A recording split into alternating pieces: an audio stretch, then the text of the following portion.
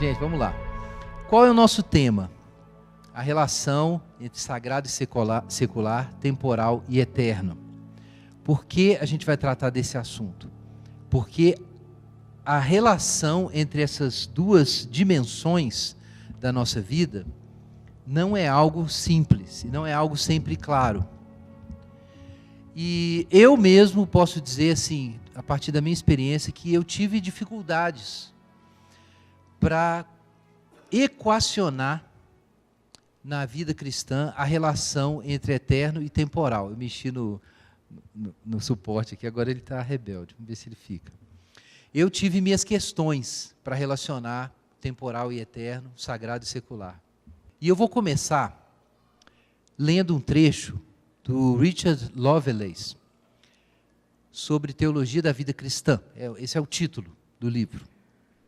Antigamente chamava Dinâmica da Vida Autêntica, alguma coisa assim. Mas hoje é publicado com esse título, A Teologia da Vida Cristã. E é um trecho em que ele fala sobre o movimento neocalvinista. Para quem não sabe, o movimento neocalvinista foi uma espécie de nova reforma que aconteceu a partir do século XIX na Holanda, quando os reformados, um grupo dos reformados holandeses, decidiram que era necessário atualizar a fé reformada para as realidades que a Holanda vivia no século XIX, depois que o iluminismo varreu a Europa, depois que Napoleão Bonaparte impôs o seu domínio e a ideologia revolucionária dos franceses sobre vários lugares da Europa e na própria Holanda. E depois dessa tempestade das revoluções burguesas, do liberalismo político, foi necessário que cada país construísse a sua resposta. E na Holanda surgiu esse movimento de recuperar a fé calvinista, mas aplicar a um contexto pós-iluminista. Isso é muito importante para nós, porque esse é o contexto que a gente vive. É esse contexto que a gente chama de modernidade, que tem a sua origem, né? Modernidade inicial, e a gente está na modernidade tardia agora, que às vezes é chamada de pós-modernidade, mas não é pós. E a gente ainda está nesse processo. Quem aqui já ouviu falar de Abraham Kuyper, esse reformador pós-iluminista? Quem já ouviu falar? Então, vários ouviram falar, deve ter ouvido falar daquela frase famosa, né? Não existe nenhum centímetro em todos os domínios da vida humana sobre o qual Cristo, que é o Senhor de todos, não clame, é meu. O calvinismo era antes dessa nova reforma, e também depois dela, ele sempre manteve esse traço que nós chamamos de intramundano. Sociólogos que estudam protestantismo falam sobre isso. Esse traço intramundano do protestantismo e particularmente do calvinismo. O que é isso? É uma forma de teologia que afirma o valor, a importância da vida ordinária. É um tipo de teologia que vai dizer que o trabalho é importante, que a economia é importante, que a responsabilidade social é importante.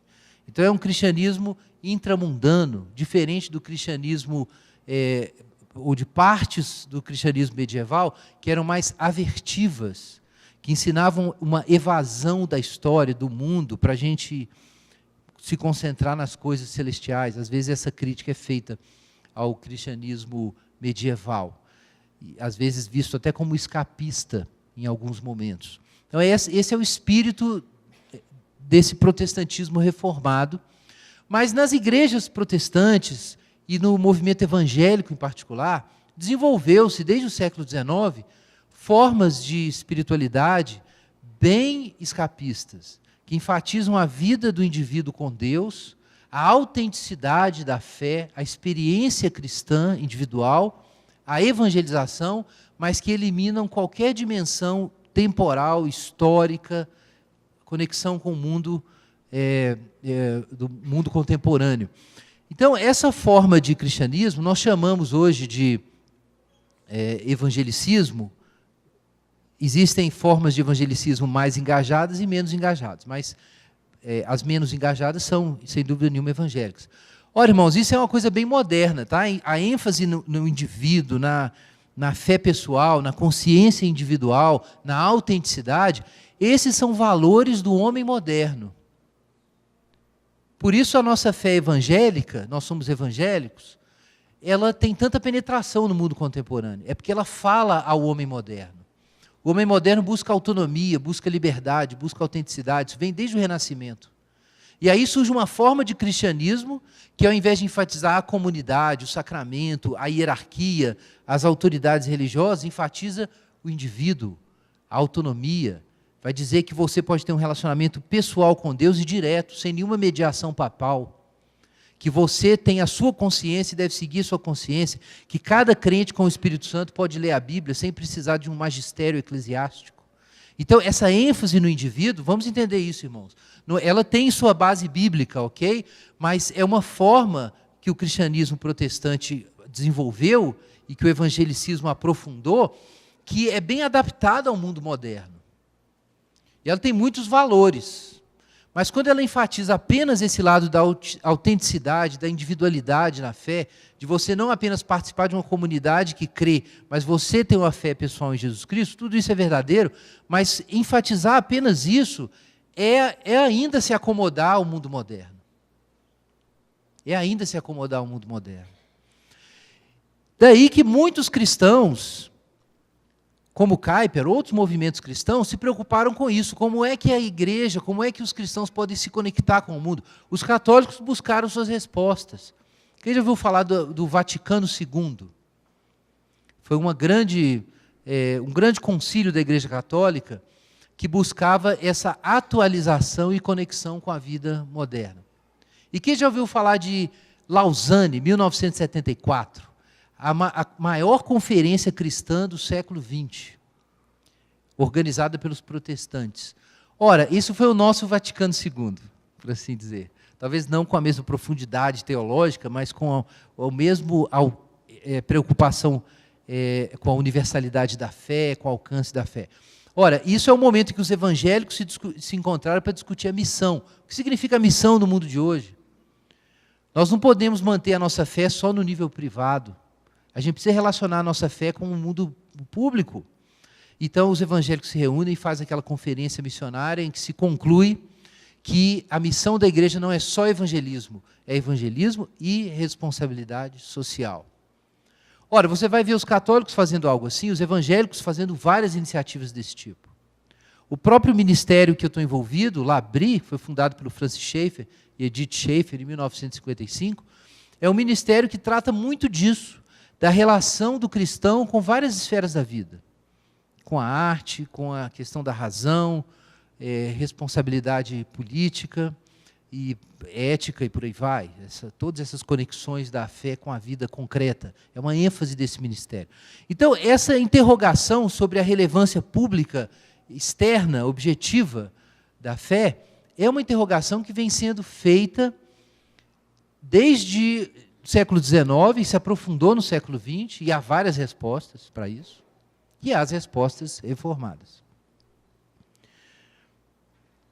Agora, eu tenho uma história aqui para contar, porque eu quero levantar, na verdade, uma interrogação sobre o modo como nós buscamos a relevância histórica da fé cristã. O que é a relevância histórica? É se o cristianismo tem significado, influência, se ele tem uma palavra, uma solução para o mundo da política, o mundo da ciência, para o mundo da arte, para o mundo da educação e assim por diante. O cristianismo tem algo, tem tarefa, tem responsabilidade, tem uma resposta para essas várias áreas da nossa vida moderna. Então eu vou ler aqui esse trechinho do Lovelace. No final do século XIX, o grande teólogo e estadista Abraham Kuyper inaugurou uma tradição de integração teológica que levou a sério tanto a inimizade inata da mente não regenerada para com Deus, e assim, para com qualquer verdade que apontasse claramente demais para ele, a antítese entre o pensamento redimido e não redimido, colocando entre parênteses, como também a graça comum, a bênção de Deus para todos os homens convertidos e não convertidos, com dádivas de verdade, beleza e valor ético. Descendendo de Kuyper e da Universidade Livre de Amsterdã, uma sucessão de teólogos, filósofos, sociólogos e líderes intelectuais em outras disciplinas tem procurado, com graus de sucesso variados, integrar seu campo de conhecimento, filtrando-os para retirar as pressuposições e teoremas antibíblicos e construindo sistemas do saber que incorporam descobertas e discernimentos de graça comum viáveis dentro de uma visão bíblica. Então, para usar uma linguagem mais contemporânea, eles estavam buscando construir uma biocosmovisão cristã e pensar como o cristianismo poderia se aplicar em todas as áreas. Enquanto Kuyper incorporava um núcleo experiencial de grande força em sua visão teológica, a escola de Amsterdã foi, posteriormente, algumas vezes, tolhida por uma aversão incipiente à experiência cristã, efeito da reação do cristianismo holandês contra os excessos do puritanismo holandês. Talvez isso explique porque o movimento tenha deixado de ter até agora o impacto e crescimento associados com os líderes intelectuais da tradição em seu despertamento. E aí ele cita os calvinistas mais antigos, os reformados mais antigos, como Comênios, Franks, Edwards, Dwight. Mas onde algo do que se aproxima dessa ênfase foi reforçado com a dinâmica de renovação de oração e comunhão, é a preocupação do Lovelace. Como na comunidade Labri, de Dr. Francis Schaeffer, um notável mover do Espírito Santo foi visível. Não é difícil imaginar que uma poderosa força intelectual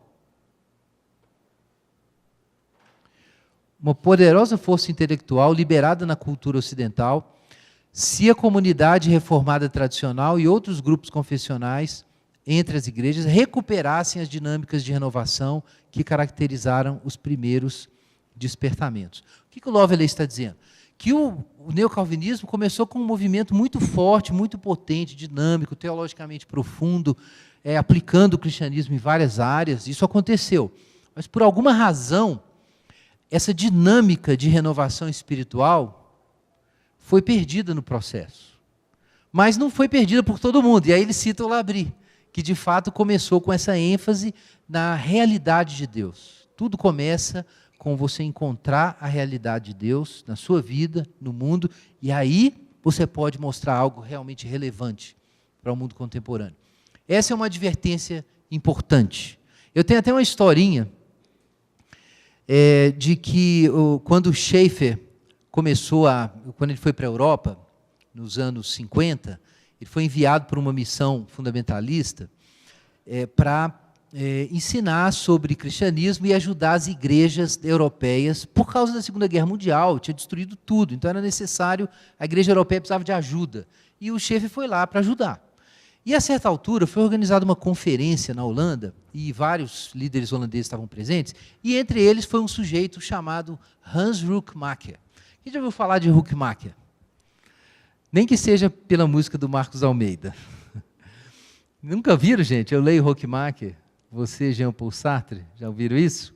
Pois é esse Rookmaaker. Hans Rookmaaker se converteu num campo de prisioneiros na Segunda Guerra Mundial e começou a estudar filosofia cristã.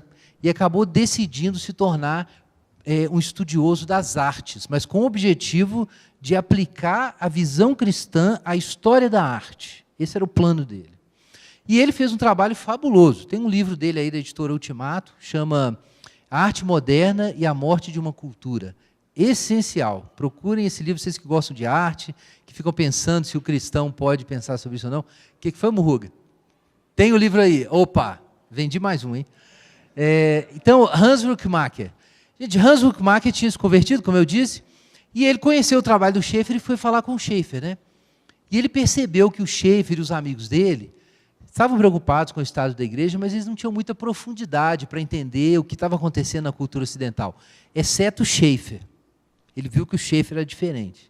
Ele procurou o Schaeffer. Na verdade, no meio do evento, ele catou o Schaeffer e falou: não assiste esse negócio não, rapaz. Olha só, o evento que a missão do Schaeffer estava organizando.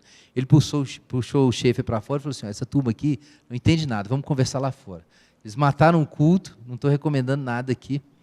Eles mataram o culto para ter uma conversa séria, que virou madrugada. E no final dessa conversa, o Rookmaaker disse o seguinte para o Schaeffer: olha, Nós aqui na Holanda temos respostas, caminhos, soluções para um cristianismo público em várias áreas. A gente sabe como pensar sobre a cultura. Mas vocês, americanos, vocês oram. Vocês têm espiritualidade. Por que a gente não junta as duas coisas? Isso foi a proposta do Hans Ruckmacher, para o Schaeffer.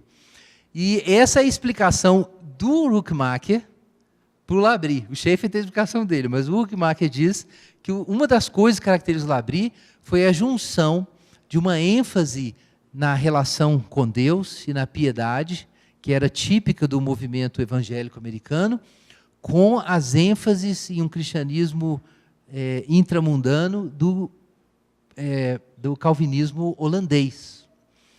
Eu acho essa história fascinante.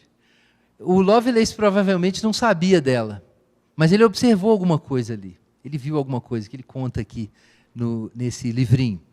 Mas essa história, para mim, ela revela um problema, uma questão. E a questão é que, quando o cristão pode simplesmente focalizar o eterno, ou o sagrado, para fazer uma referência ao tema da nossa palestra. O cristão pode focalizar o sagrado, focalizar a experiência com Deus, em primeiro lugar. Mas ele pode fazer isso de um modo que ele não precise se preocupar com a matéria e a história, com as demandas do tempo presente, com os diversos campos da vida moderna. Ele pode ignorar tudo isso para buscar a Deus. E isso pode funcionar no sentido de que ele preserva a sua espiritualidade. Mas isso, eu acredito, corrompe, empobrece o testemunho cristão. Mas quando o cristão eventualmente descobre que o Deus Pai de Jesus Cristo é o Todo-Poderoso Criador dos céus e da terra, e que você não pode servir o Pai de Jesus Cristo ignorando os céus e a terra que esse Deus criou e disse que era bom. Então, quando você descobre isso e decide ter um cristianismo realmente católico, integral, clássico, você começa a se preocupar. Eu não posso ignorar a história, não posso ignorar a matéria, não posso ser irresponsável socialmente. E aí você começa a trabalhar para integrar a sua fé com a vida comum. Mas aí, de repente, você se desequilibra no processo. E de tanto buscar respostas para a ordem presente, para a história, para a relevância no mundo, de repente você começa a redefinir o centro da vida cristã a partir dessa experiência, que é a responsabilidade histórica. E a certa altura, a piedade começa a ser perdida. Então, existe um problema de equilíbrio, ou, como eu gosto de colocar, um problema de síntese. Como na alma do cristão, o eterno e o temporal podem ser unidos. Como se dá essa síntese? É possível equilibrar as coisas de um modo que eu coloque Deus em primeiro lugar, mas ao mesmo tempo eu diga algo, eu participe da cultura?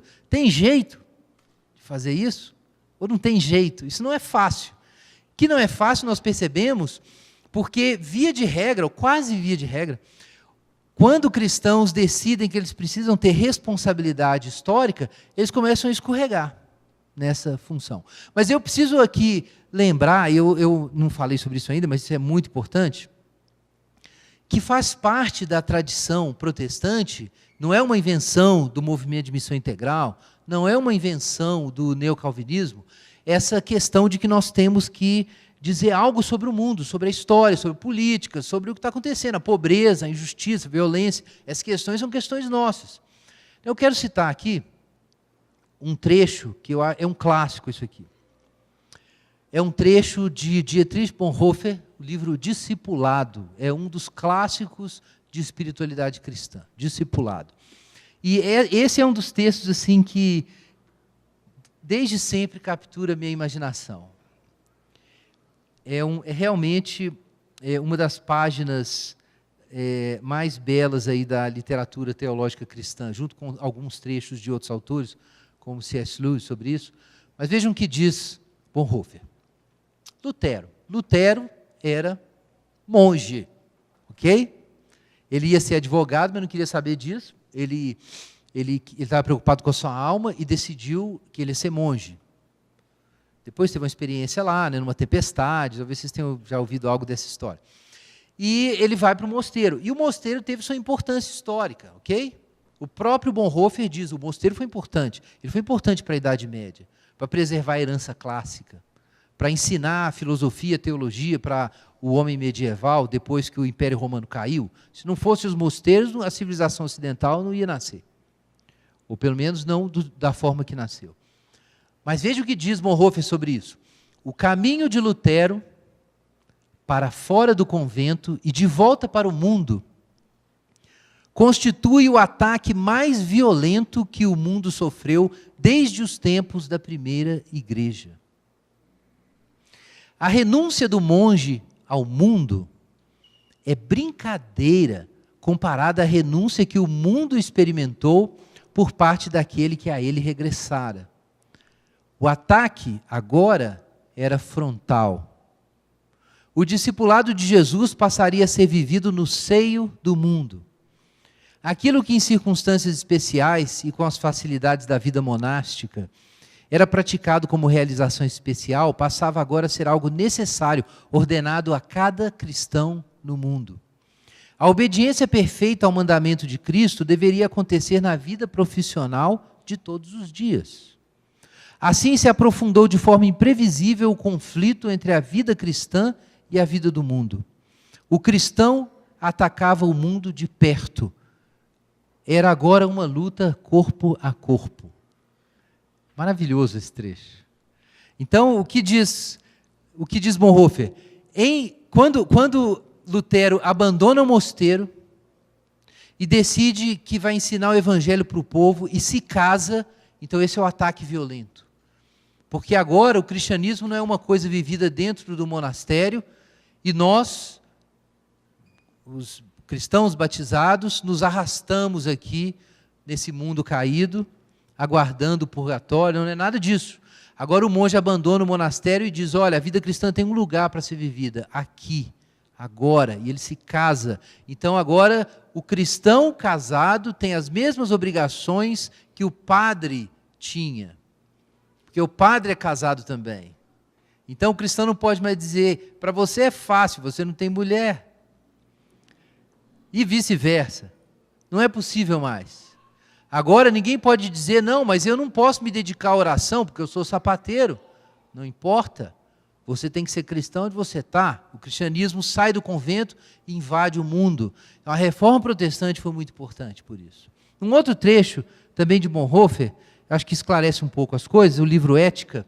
Ele era ele mesmo um teólogo luterano, e acho que é importante a gente ouvir essa interpretação dele.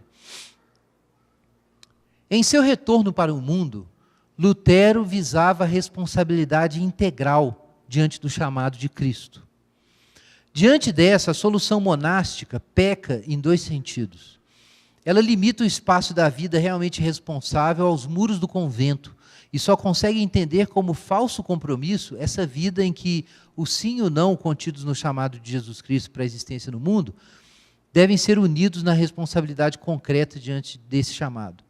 Frente a essa interpretação errônea, Lutero deu à responsabilidade humana um sentido restrito, mas ao mesmo tempo fundamentado no ilimitado. Deu ao cumprimento da profissão terrena a consciência livre e alegre que nasce da comunhão em Jesus Cristo. Portanto, a consciência limpa e livre não provém do cumprimento do dever profissional terreno como tal. Aqui o conflito não pode ser solucionado entre vários deveres, permanece uma ferida e, em consequência, só pode haver sempre um compromisso com reservas. A consciência só pode ser livre na ação concreta, onde se exerce a profissão concreta na responsabilidade diante do chamado de Jesus Cristo, a partir do conhecimento da encarnação de Jesus Cristo, portanto. Somente o chamado de Cristo, atendido responsavelmente na profissão, supera o compromisso e a consciência por ele tornada insegura. Bom, o que ele quer dizer, na verdade, é que o Lutero não apenas valida a vida profissional, não se trata só disso, Mas ele afirma que a vida profissional é vocação quando Cristo está no centro da sua vida profissional. Então ele vai dizer, por exemplo, para o sapateiro, que por ser mero sapateiro, não basta ele ser um sapateiro honesto. Ele precisa ser cristão como sapateiro. Então o cristianismo não é uma coisa que se aplica à vida da igreja, é uma coisa que aplica a toda a vida. Não basta que você seja um cristão na igreja e que na sua vida profissional você meramente seja honesto. Não, não basta isso. Jesus Cristo deve reinar na sua vida profissional para que a sua vida profissional se torne não apenas um trabalho, mas a sua vocação como cristão no mundo. Aqui nós temos as raízes, então, dessa valorização do trabalho que foi tão importante para o mundo moderno. Eu quero citar aqui 2 outros trechos interessantes. Vejam o que diz João Calvino sobre o trabalho. O próprio João Calvino influenciado pela visão de Lutero. Se seguirmos realmente o nosso chamado divino, receberemos o consolo de saber que não há trabalho insignificante ou nojento que não seja verdadeiramente respeitado e importante aos olhos de Deus.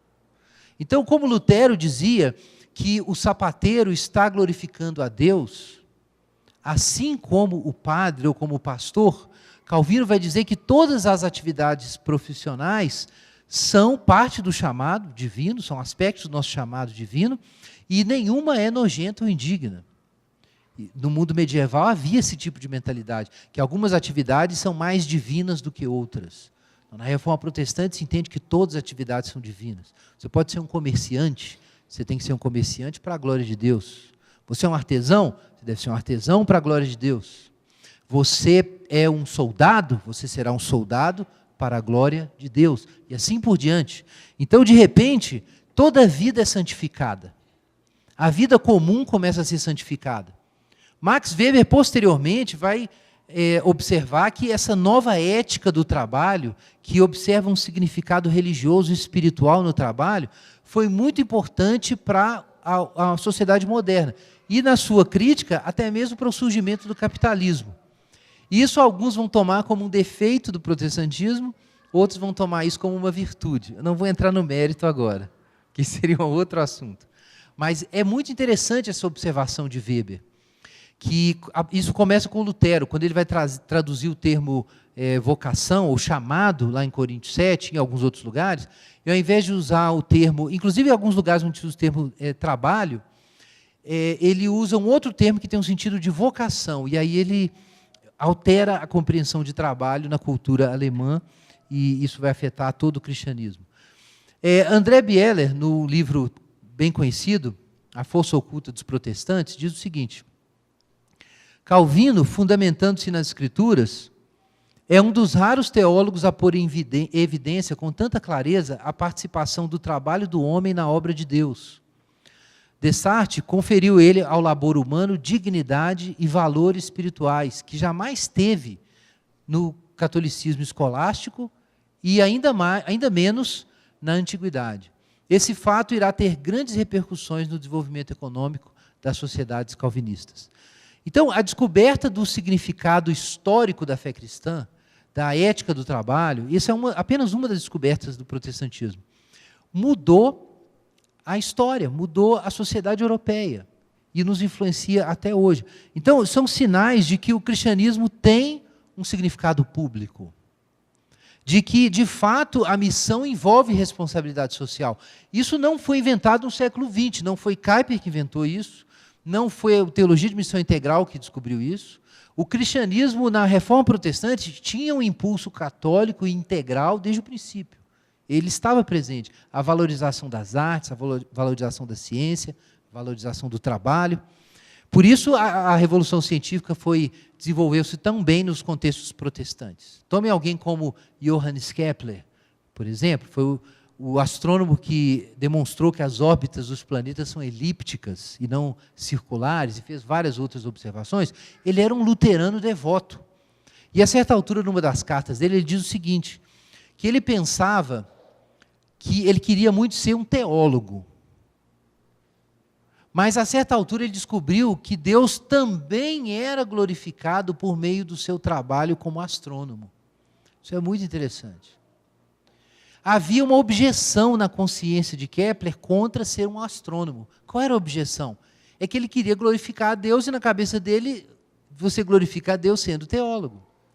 Mas, a certa altura, ele compreende, como os outros protestantes estavam compreendendo, que todas essas vocações são divinas.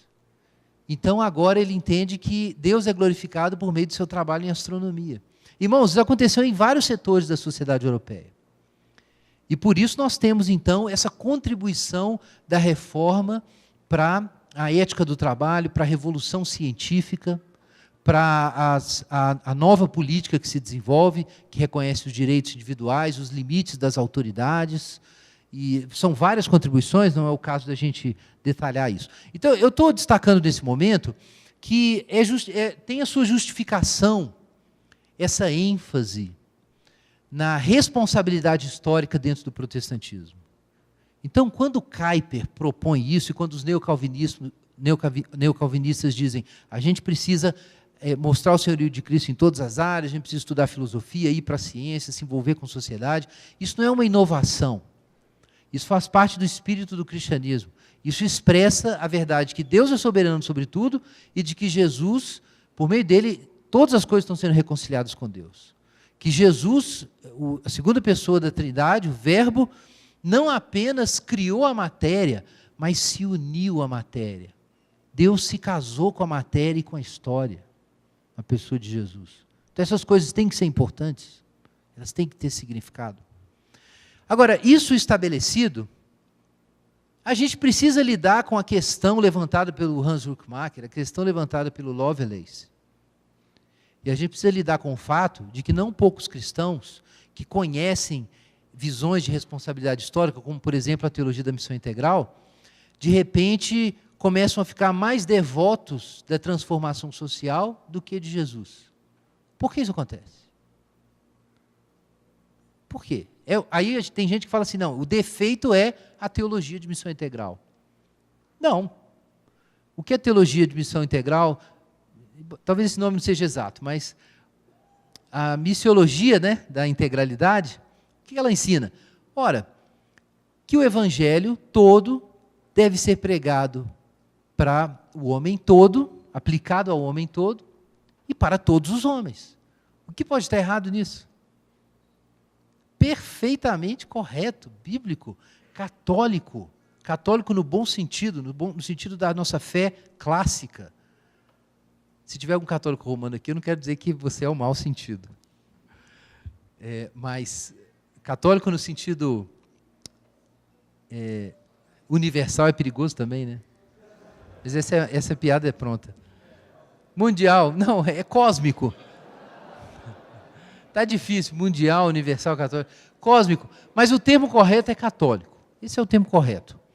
O que o protestantismo afirma é que a fé católica não é exatamente como ensinada no catolicismo romano. Mas o protestantismo concorda que a fé cristã é católica. E, inclusive, concorda que há elementos dessa fé católica até no catolicismo romano. Ok? Isso também é matéria para outro momento. Mas a nossa fé católica é a fé de todos os lugares, do evangelho inteiro, do evangelho dizendo respeito a tudo que é humano, a tudo que existe. Então nós temos ainda um problema, que é esse problema esse mal-estar, dessa desconexão entre o eterno e o temporal que a gente vivencia. Eu acredito que os recursos para lidar com isso já estão presentes na tradição reformada. E não por acaso, o que Huckmacher propôs, talvez sem pensar nisso, é que os elementos de piedade presentes na fé evangélica reformada de Schaeffer fossem unidos aos elementos intramundanos da fé reformada dos holandeses. Então, não se apela aqui a um terceiro princípio ou a uma inovação para resolver o problema. O que é necessário é reconectar dois veios da mesma tradição que estão separados, mas da mesma tradição. E se você vai a João Calvino, você vai encontrar tanto a intramundanidade, quanto vai encontrar a piedade, bem relacionados, bem articulados. Então essa é a questão, uma questão com a qual eu tenho lutado bastante e sistematicamente, até porque reflete a história do próprio Labri, as preocupações do próprio Labri. Então, a essa altura, eu quero falar rapidamente sobre a visão de vida cristã de Calvino, e o termo-chave para a gente pensar sobre ela é o termo piedade. Esse não é um termo tão usado hoje, por diversas razões. Mas o termo piedade era usado desde a antiguidade, até mesmo entre os romanos, na era clássica, para falar sobre a devoção aos deuses e do temor aos deuses. O que nós chamamos de piedade poderia ser usado para descrever o que no Antigo Testamento é apresentado com a palavra temor, né? O temor de Deus, o temor do Senhor. O que é o temor do Senhor? É não apenas a crença de que Deus existe e é real e é um juiz e assim por diante, mas o insight nessa realidade. O temor de Deus significa que eu estou ciente da presença terrível de Deus e dos seus mandamentos e da sua santidade, da sua transcendência. E essa consciência da glória de Deus redimensiona a minha visão do mundo e afeta até mesmo o meu interesse pelo pecado. Ele é diminuído por causa disso. Então, o temor de Deus tem a ver com uma vida que está consciente de que nós estamos diante de Deus. Essa é a questão do temor. E o termo usado em Calvino para falar disso é a piedade. Piedade. É um termo central para a vida cristã. A piedade diz respeito ao conhecimento de Deus e às ações realizadas para a adoração e para o serviço de Deus. A gente poderia descrever isso como uma vida que tem uma dimensão vertical. Ela tem o seu lado horizontal, tá? Você pensa num vetor, mas ela tem um componente vertical. Eu cito aqui o Joel Bick, uma obra fantástica sobre espiritualidade reformada, que foi lançada recentemente. Então eu faço uma citação aqui dele. Para Calvino, pietas designa a atitude correta do homem para com Deus. Essa atitude inclui conhecimento genuíno, culto sincero, fé salvífica, temor filial, submissão no espírito de oração e amor reverente.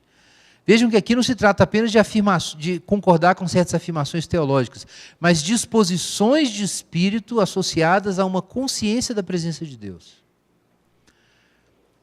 Então aqui nós temos uma citação do próprio Calvino.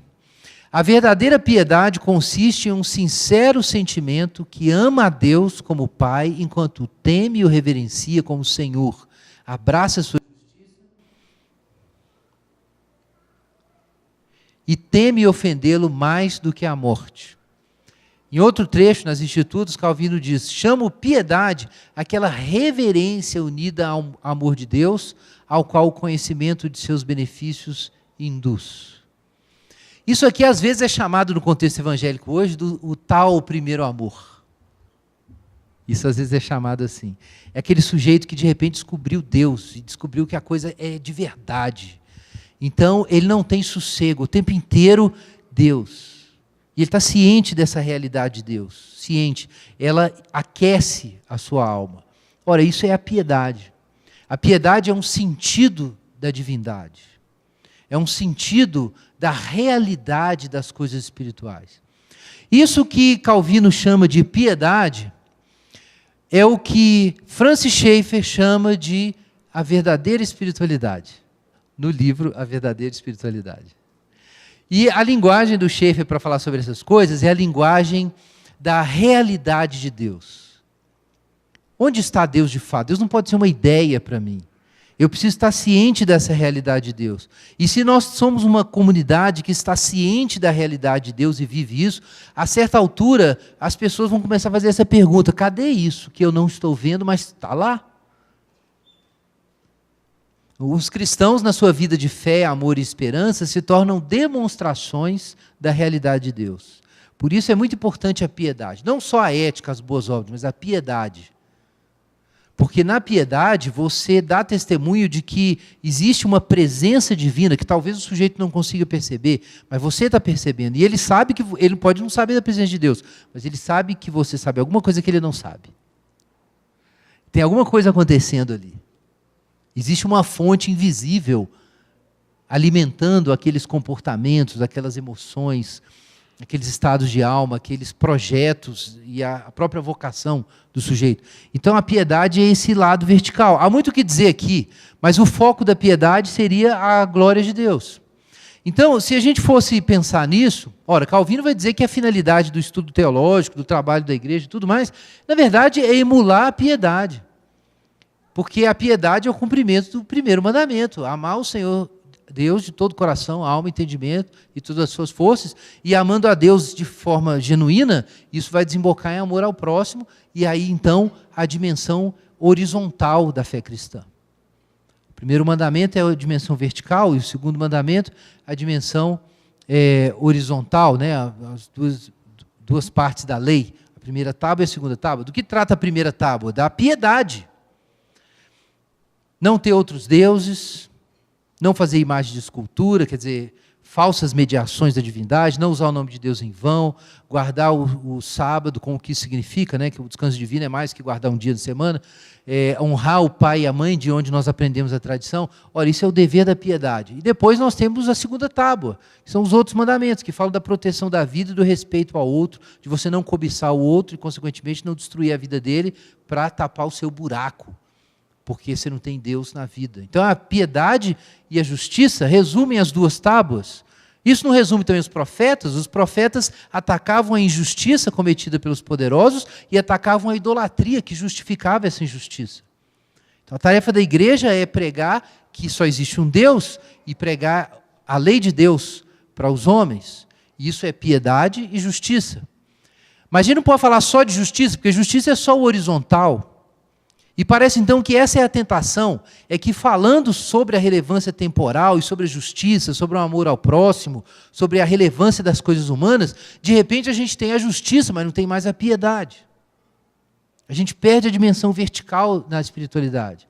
E curiosamente, então nós ficamos com a dimensão horizontal, depois do iluminismo, num lado do Atlântico, e a dimensão vertical do outro lado. Né? Nós ficamos ali com Kuyper de um lado e Piper do outro.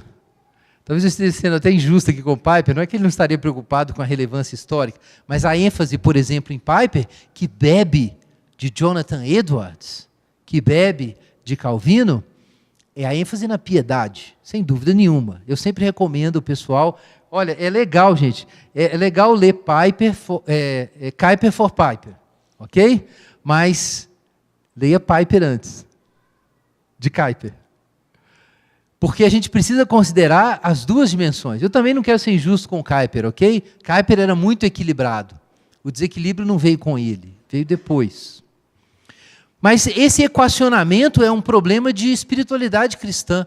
Como a gente faz para organizar essas coisas? Eu já li textos de missão integral, e missão integral, como o neocalvinismo, é um estilo de teologia preocupada com a dimensão horizontal. E isso é bíblico e legítimo.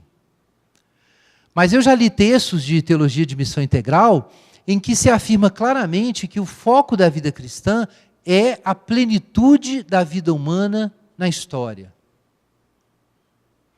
Não. Não é verdade.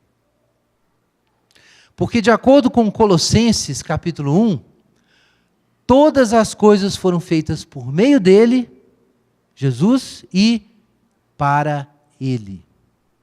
A finalidade última do mundo não é o mundo. O centro da história não está na história.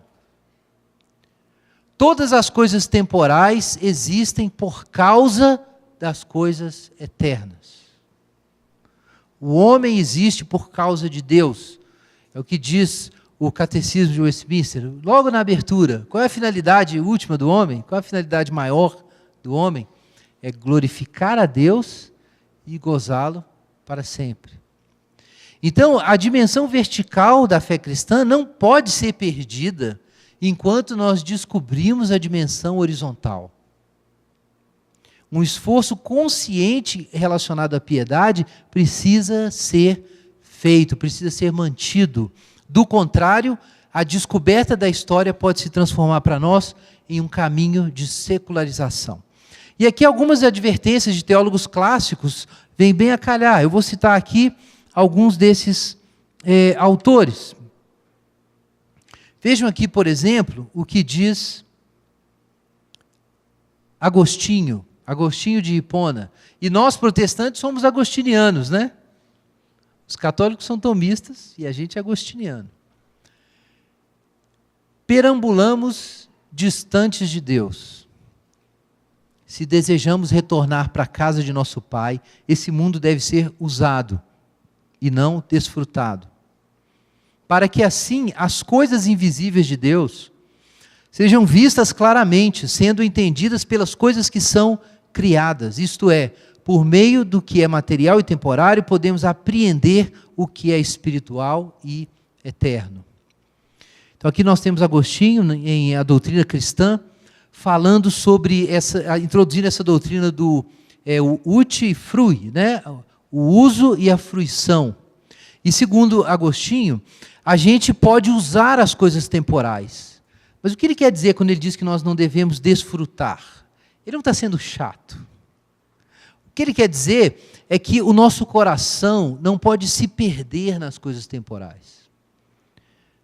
É que a gente não pode ser absorvido pelas paixões temporais e perder a centralidade das eternas, e perder a centralidade de Deus. Isso é que não pode acontecer.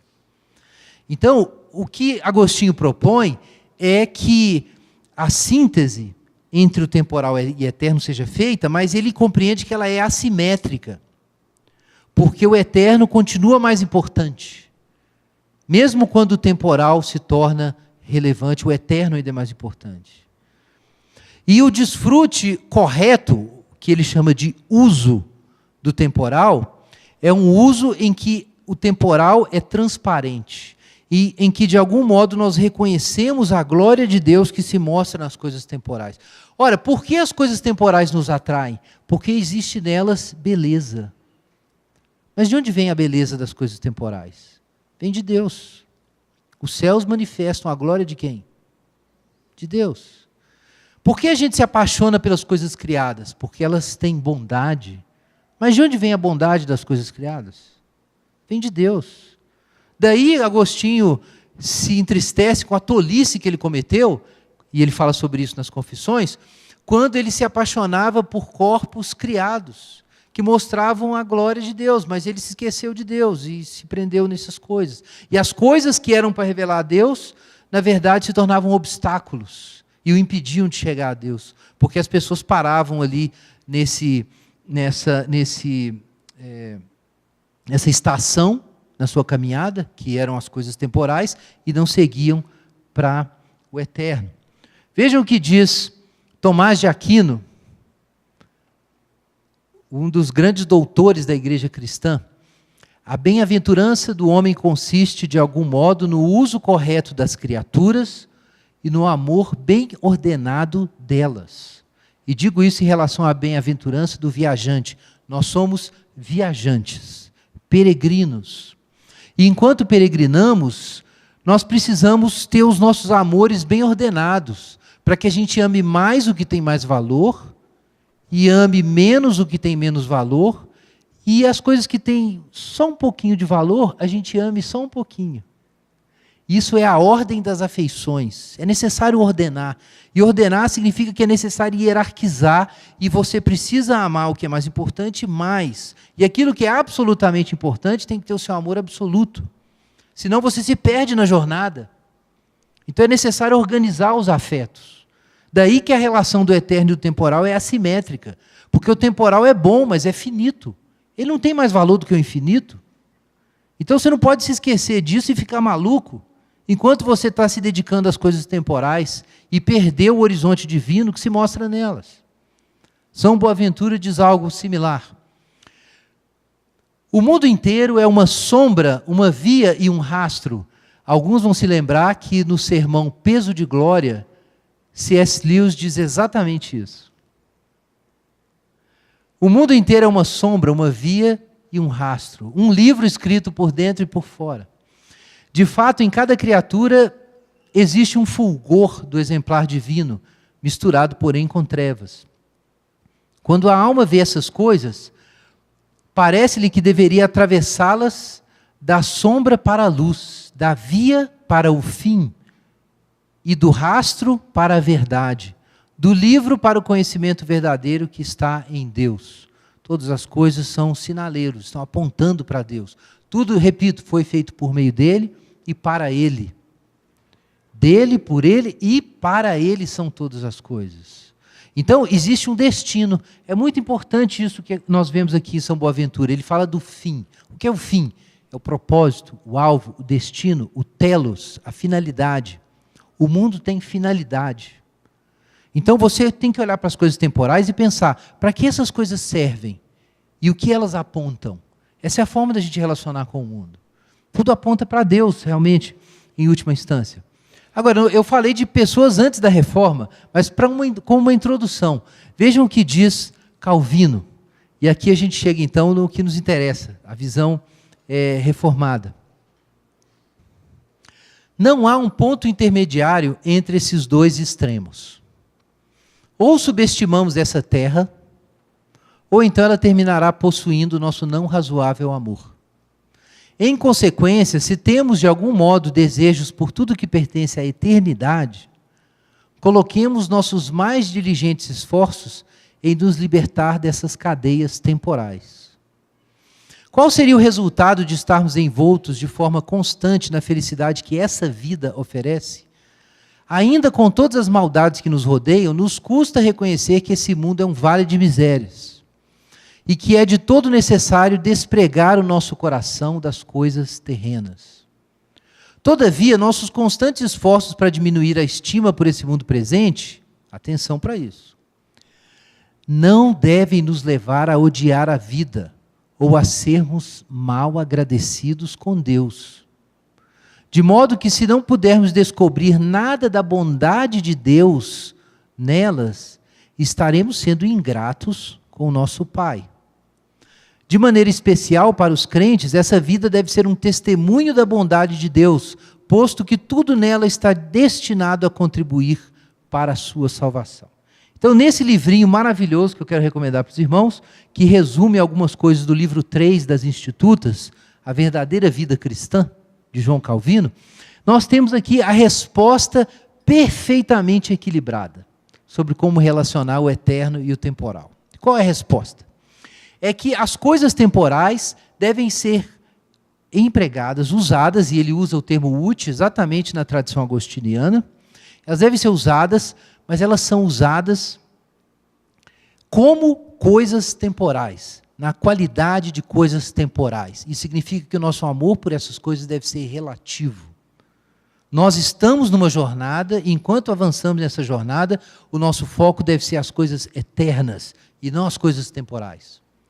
Mas nós não podemos priorizar o temporal por meio de uma disjunção, desprezando as coisas temporais diante das eternas, de um modo ingrato. E essa é uma contribuição muito importante, porque a gente poderia, como um platônico, como um monge asceta na Idade Média, pensar que a gente vai buscar as coisas eternas e abandonar as temporais, porque as temporais são más e as eternas boas. Não é isso que Calvino está dizendo. As coisas temporais são boas, são criadas por Deus, e a gente deve usar e agradecer a Deus por elas. O problema delas não é que elas são más, é que elas são inferiores. Isso é diferente. A diferença do temporal e o eterno não é que o eterno é bom e o temporal é mau. O temporal é bom, mas o eterno é infinitamente melhor.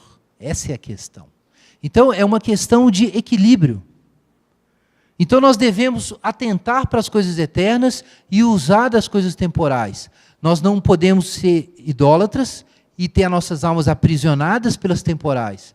mas nós não podemos ser ingratos e perder a capacidade de reconhecer o amor divino nas coisas ordinárias, que também nos são dadas para a salvação. Ora, o que isso implica? Que ser um sapateiro é uma vocação divina. Mas essa atividade é temporal. Pode ser um prazer e uma fonte de bênção para muitas pessoas você realizar essas profissões e vocações terrenas. E esse é o plano de Deus. Mas elas não podem ter um valor absoluto na sua alma. Elas são janelas através das quais nós contemplamos a glória. Então nós devemos usar das coisas do mundo, mas o mundo deve ser reconhecido na sua transparência. Nós estamos olhando para Deus através das coisas ordinárias. E as coisas ordinárias podem virar ídolos, é por isso. Por que existe o risco da idolatria? É porque uma glória divina se manifesta através de todas as coisas criadas. É por isso que no pecado a gente confunde Deus com as coisas. Se a glória de Deus não estivesse passando pelas coisas, a gente nunca ia se impressionar com elas. Mas a gente tem que manter essa disciplina e esse discernimento cristão de ser grato pela beleza que se mostra nessa coisa temporal que Deus me dá, mas não perder a visão das coisas eternas que estão além delas e são a razão delas. Então aqui nós temos o equilíbrio, a síntese do eterno e do temporal na alma do cristão. Essa é a forma. E eu encontro isso não em vários cristãos, mas em Calvino com a maior clareza. E agora, finalmente, para quem estava esperando se isso ia acontecer ou não, vamos abrir a Bíblia. Abra a sua Bíblia em 1 Coríntios, capítulo 7. Irmãos, muitos trechos da Bíblia estavam pressupostos em vários pontos da nossa reflexão. Mas trata-se de uma reflexão sobre a reforma protestante, sobre como a piedade deve ser compreendida por cristãos que querem aprender da reforma. E como a gente responde essas questões contemporâneas. Mas eu quero destacar aqui 2 trechos do apóstolo Paulo que eu acredito são muito instrutivos. Nosso primeiro trecho está em 1 Coríntios. Perdão, o nosso primeiro trecho está na segunda carta aos Coríntios. E o segundo texto é 1 Coríntios 7. Então fica com seu dedinho lá em 1 Coríntios capítulo 7. Mas veja o que diz Paulo em 2 Coríntios capítulo 4. Versículo 16. Por isso não desanimamos. Ainda que o nosso exterior esteja se desgastando, nosso interior está sendo renovado todos os dias. Pois nossa tribulação leve e passageira produz em nós uma glória incomparável de valor eterno. Pois não fixamos o olhar nas coisas visíveis, mas nas que não se veem. Pois as visíveis são temporárias, ao passo que as que não se veem são eternas. Olha, irmãos, aqui nós temos claramente que é necessário dar atenção, em primeiro lugar, ao eterno. As coisas eternas são superiores às temporais. Então nós não fixamos o olhar nas coisas temporais. É disso que Agostinho falava, quando ele dizia que nós usamos, mas não desfrutamos das coisas temporais. Desfrutamos tem esse sentido, de você ser absorvido pelo temporal e perder a capacidade de enxergar o eterno que se mostra no temporal. Mas veja, significa isso que eu devo odiar o meu corpo porque eu quero as coisas eternas? Não. O que diz o apóstolo Paulo? Ele fala, olha, nós temos uma tenda, capítulo 5, verso 1, nós temos essa tenda que está em processo de decadência, mas existe uma outra tenda nos céus, é o nosso novo corpo. Agora, verso 2, enquanto nós estamos nessa tenda, nós gememos, desejando ser revestidos da nossa habitação celestial. Pois se de fato estivermos vestidos, não seremos achados despidos. Mas enquanto estamos nessa tenda, gememos e somos afligidos, pois, atenção, não queremos ser despidos, mas sim revestidos, para que o que é mortal seja absorvido pela vida. O Paulo não diz, olha, não é que eu não quero ter um corpo, eu não quero morrer, eu quero a ressurreição. Não é que eu não deseje a história, que eu não deseje o tempo, não é que eu recuse a finitude, mas é que eu quero me livrar da corrupção que está apegada a ela. Mas eu não quero ficar nu, eu quero ter corpo, eu preciso ter outro, o corpo ressurreto.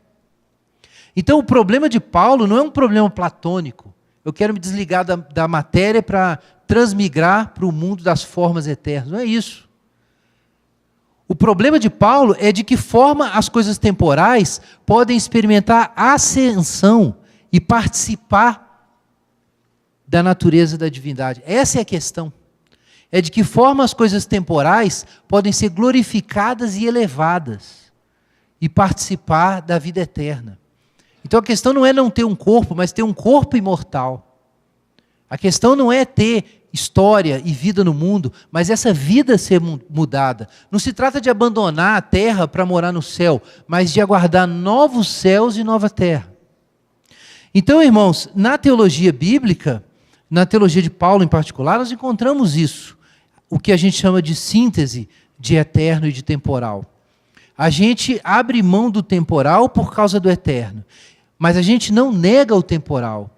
E porque a gente não odiou o temporal, a gente foi grato por ele, mas a gente abriu mão dele por causa do eterno, então em virtude do eterno, nós recebemos não apenas o eterno, mas o temporal de volta.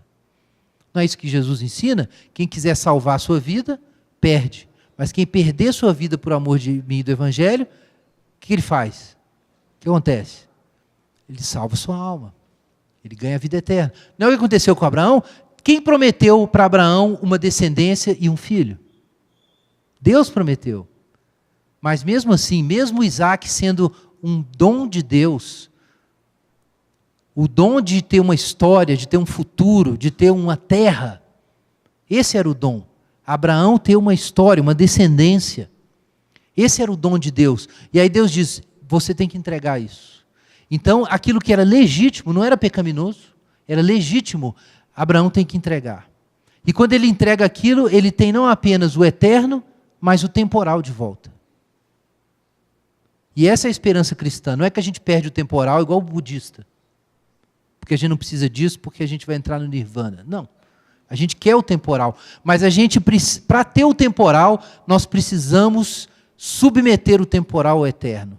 Se o eterno não tiver o primeiro lugar, porque a gente está preocupado com a história e a relevância da igreja no mundo, e a gente esquece da piedade, a gente não vai ter nem a piedade, nem a relevância histórica.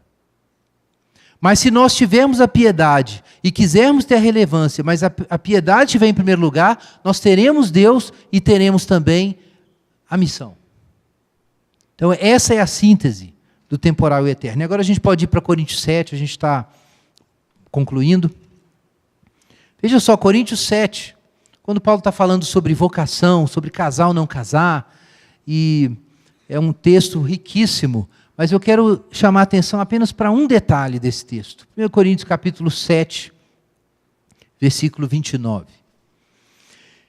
Irmãos, digo-vos, porém, isso, o tempo se abrevia. Assim os que têm mulher vivam como se não tivessem, os que choram como se não chorassem, os que se alegram como se não se alegrassem, os que compram como se nada possuíssem, e os que usam das coisas deste mundo como se dele nada usassem, porque a forma desse mundo passa. Irmãos, aqui nós temos o enunciado claro dessa síntese. Não é que nós não vamos usar as coisas, mas nós não vamos perder a nossa alma nelas, porque a aparência desse mundo passa. Então, a finitude das coisas criadas, a relatividade de tudo que é temporal, precisa ser vivida plenamente. Isso significa que nós vamos fazer todas as coisas que qualquer pessoa, até um não cristão, faria. A gente vai se casar, a gente vai rir, a gente vai chorar, a gente vai estudar, a gente vai lutar por justiça social, a gente vai fazer ciência, a gente vai compor músicas, pintar quadros, a gente vai entrar para a política, a gente vai fazer todas essas coisas, como se a gente não fizesse. Nós vamos realizar todos esses deveres, mas com os olhos fixos nas coisas imortais. Isso é a obra do Espírito Santo na nossa alma. Então nós seremos responsáveis, mas não seremos responsáveis porque confundimos o reino de Deus com a responsabilidade social, com o compromisso com o mundo contemporâneo. A gente não confunde isso. Irmãos, no seu comentário de Coríntios, capítulo 7, Calvino diz exatamente isso. Então, eu acredito que nós temos, e esse é o meu ponto, a gente está concluindo, eu acredito que nós temos, irmãos, subsídios na espiritualidade da reforma, já começando com Lutero, mas com clareza em Calvino e em alguns dos seus herdeiros, como Edwards, de um lado, ou Kuyper, de outro. Nós temos os insights, nós temos as orientações sobre como a gente pode integrar justiça e piedade. Como a gente pode integrar as duas tábuas. E o amor a Deus acima de tudo, mas sem que o amor seja dado também na sua devida medida a todas as coisas temporais. E eu quero fazer uma última recomendação, até mesmo autores modernos como Kierkegaard ensinam a respeito disso. E eu gosto dessa linguagem da síntese do eterno e do temporal. E eu quero repetir esse ponto, né, de Kierkegaard, referindo-se a Abraão. Abraão é o cavaleiro do infinito. Por que ele é o cavaleiro do infinito? Porque para obter o infinito, ele não despreza o finito. Ele continua reconhecendo a bondade da criação. Mas para prezar as coisas finitas, e aí nós estamos pensando em Isaac, na descendência, ele não se desespera e se torna idólatra e perde a crença em Deus. Então Abraão realmente acredita que Deus é mais importante, mas Deus não vai deixar ele na mão. Mas ele não vai abrir mão do mandamento que Deus deu de sacrificar o seu filho, se assim é necessário. E por causa disso, então, o que diz a carta aos Hebreus? Que uma solução surgiu na mente de Abraão. Qual é a solução? Ressurreição. Se eu tenho que sacrificar Isaac, então eu vou ter ele de volta. Então ele vai ressuscitar. Isso é o que diz Hebreus, capítulo 11. E o que significa isso para nós, irmãos? Nós vamos trabalhar no mundo, nós vamos ser responsáveis, mas Deus em primeiro lugar. E se a casa cair, se aparentemente, por causa do nosso compromisso com Deus em primeiro lugar, as estruturas da nossa vida se desfizerem, a nossa presença no mundo for rejeitada, isso não é um problema. A ressurreição vai resolver tudo. Amém? Vamos orar.